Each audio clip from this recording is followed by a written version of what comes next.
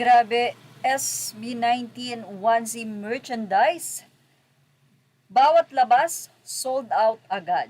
Marami talaga ang sobrang nalulungkot ng mga 18 dahil kabang-abang bawat labas ng mga merch ng SB19 pero ang bibilis. Marami talagang nauubusan kaya naman panawagan ng ilang fans na sana nga ay maglabas muli ang onesie ng merch na ito. Actually, pinaghahandaan nila ito para sa darating na homecoming. Lalong-lalo na yung mga wala pang stick or light stick ng SB19. Dahil isa-isa ito sa napakagandang memorabilia at napaka-useful din kasi.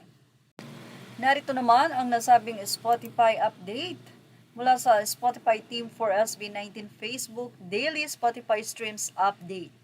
As of November 18, 2025, tracking date November 16, 2025, we still hit the million mark even on a Sunday.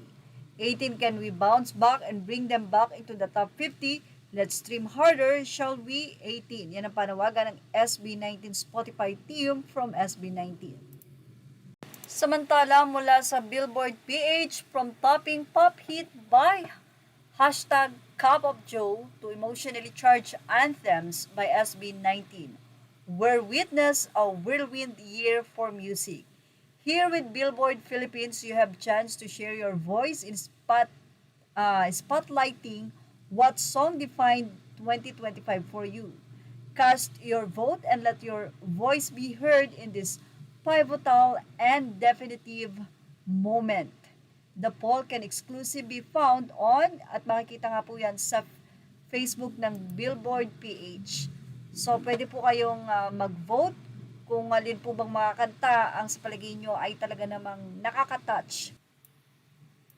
At syempre, yung may kabulahang meaning. Kung talagang paglalabanin lang at napakaganda ng kanta ng SB19, sabi nga ng mga fans, ay pwedeng ilaban dito halos lahat naman. Pero syempre, napakaganda nga ng lyrics, pati na rin ang melody ng kantang Time. At pati ang pagkanta nila dito ay sobrang napakaganda ng pagkaareglo.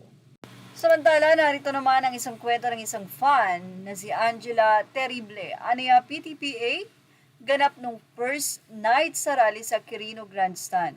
Nakicharge ako sa Diwata Pares. Sabi ko, after 2 hours ko po balikan para sure akong full charge na po yang pumayag si Manong eh.